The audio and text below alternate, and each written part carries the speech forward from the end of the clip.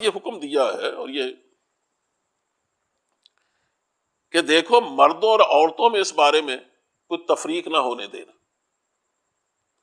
کہ بعض معاشرے میں یہ سمجھا جاتا ہے کہ مال مردوں کا حق تو ہے لیکن عورتوں کا نہیں۔ اسی فرمایا للرجال نصیب مما ترک الوالدان والاقربون، مرنے والے والدین ہوں یا قریبی عزیز وہ جو چھوڑتے ہیں، جس طرح وہ حق ہے مردوں کا اسی طرح حق ہے وہ عورتوں کا بھی۔ یہ کہنا چاہیے کہ بہت بڑا ایک انقلابی قدم ہے۔ ایک عرب کا معاشرہ اس بات کو بالکل تسلیم نہیں کرتا تھا کہ عورتوں کو بھی وراثت میں حصہ دیا جا سکتا، اور آج تک خود مسلمانوں کا حال یہ ہے کہ اس میں بیشتر لوگ اپنی بچیوں کو حصہ نہیں دیتے، بہنوں کو حصہ نہیں دیتے، اور بعض دفعے باجے کے ایسے بلکہ رہی جو جاگیردار لوگ ہیں ان کا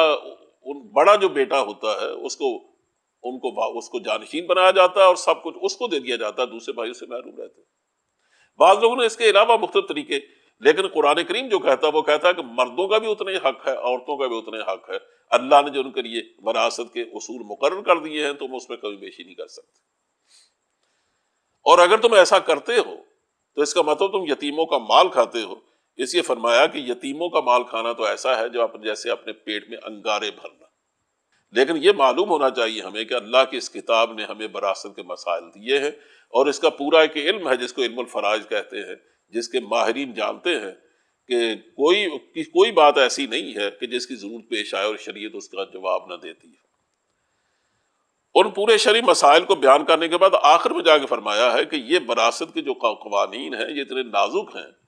کہ وَمَن يُطِعِ اللَّهَ وَرَسُولَهُ يُدْخِلْهُ جَنَّاتٍ تَجْرِي مِن تَحْتِهَا الْأَنْهَارُ خَالِدِينَ فِيهَا،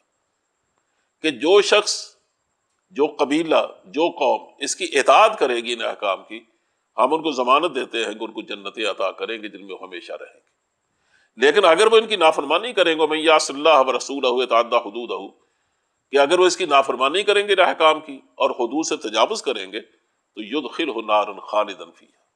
ہم اللہ ان کو آگ میں داخل کرے گا جس میں ہمیشہ رہیں گے۔ اس کا مطلب یہ ہے کہ مسلمان جس طرح وراثت کے مسائل کے حوالے سے